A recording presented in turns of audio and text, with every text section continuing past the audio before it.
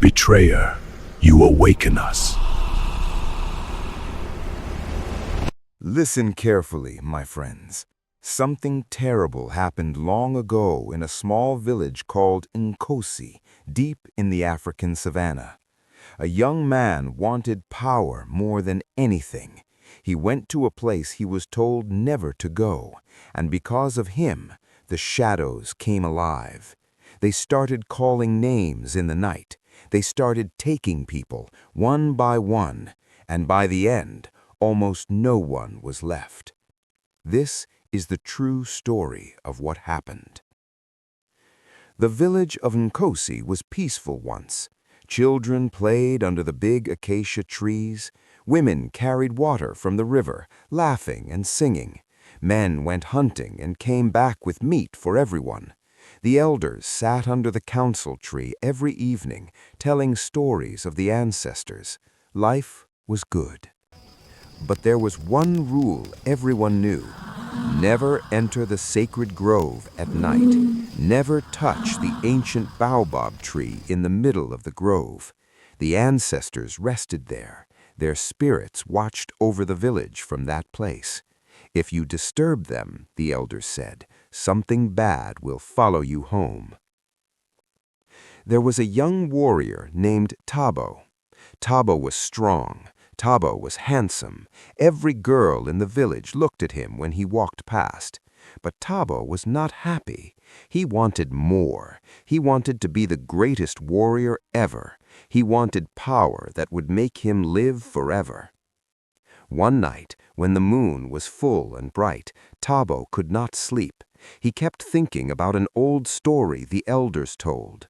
They said a glowing stone, the amulet of eternity, was buried under the oldest baobab tree. Whoever owns it will never die.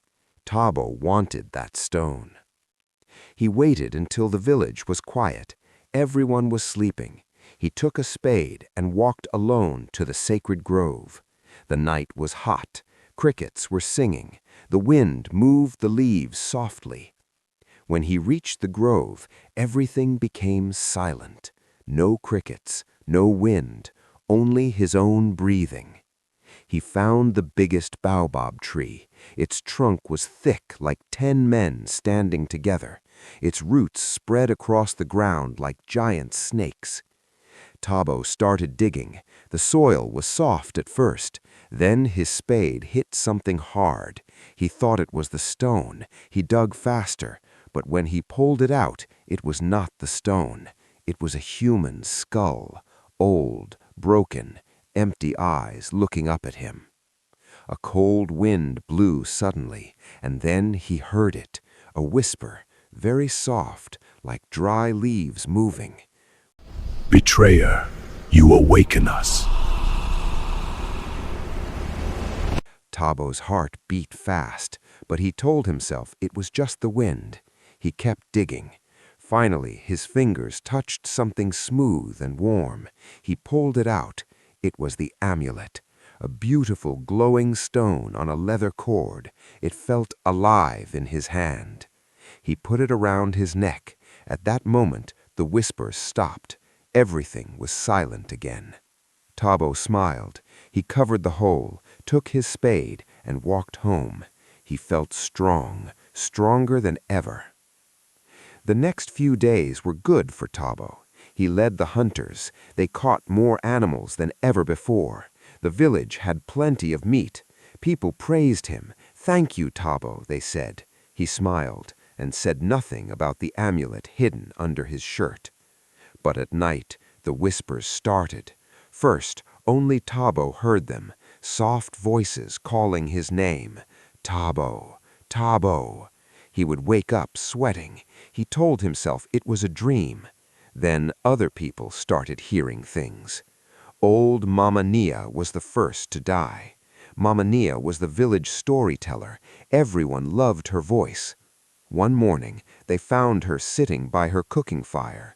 Her eyes were wide open. Her mouth was open like she wanted to scream, but no sound came out. She was dead. On the ground next to her, someone had written words in the dirt with a stick. words in the old language only elders could read. The elders looked and turned pale. They said the words meant the shadows' hunger. The village became afraid. People stayed inside after dark. They kept fires burning all night. A few nights later, little Kofi disappeared. Kofi was the chief's youngest son, only 12 years old. He went to the river to fetch water before sunset. He never came back. 3 days later, fishermen found his body downstream. His skin was pale. Black lines ran under his skin like spider webs. On his chest, someone had cut the same old words, "Return what was stolen." Now the whole village was in panic. Mothers held their children close. Men walked with spears even inside the village. The elders called a big meeting under the council tree. They looked at Tabo. They knew. "Tabo," the elder head said, "did you go to the sacred grove?" Tabo tried to lie, but the amulet under his shirt started burning his skin. He cried out in pain. He pulled it out. Everyone saw the glowing stone. Gasps filled the air. "You stole from the ancestors," people shouted. "You brought this curse on us." Tabo fell to his knees. "I only wanted to protect the village," he said. "I wanted us to be strong forever." But no one believed him. That same night, a big storm came. Black clouds covered the moon. Thunder roared. Lightning lit the sky. The elders decided they must return the amulet right now. All the strong men took spears and torches. Some women came too. Tabo had to lead them. They marched to the sacred grove. The wind was strong.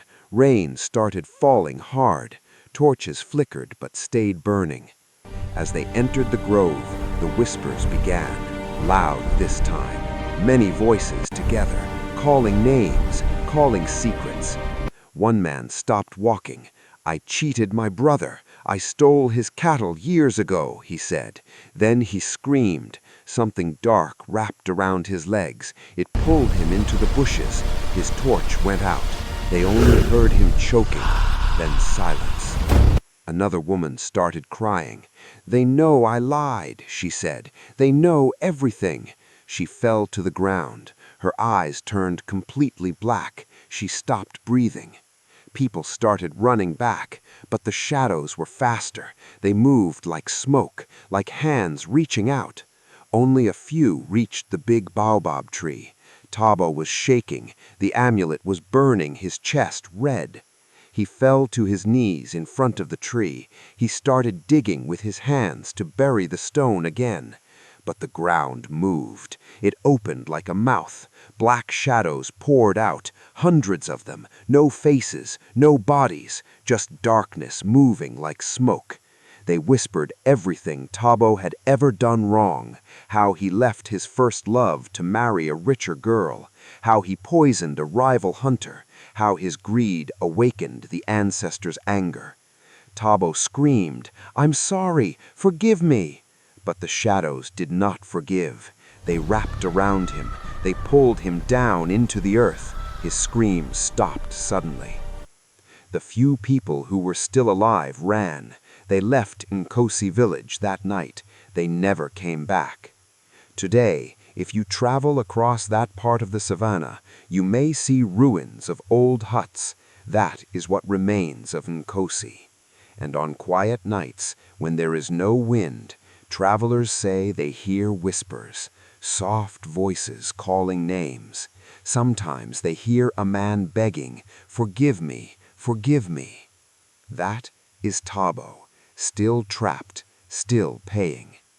The elders who escaped told everyone, never take what belongs to the ancestors, never enter the sacred grove, because the shadows remember everything.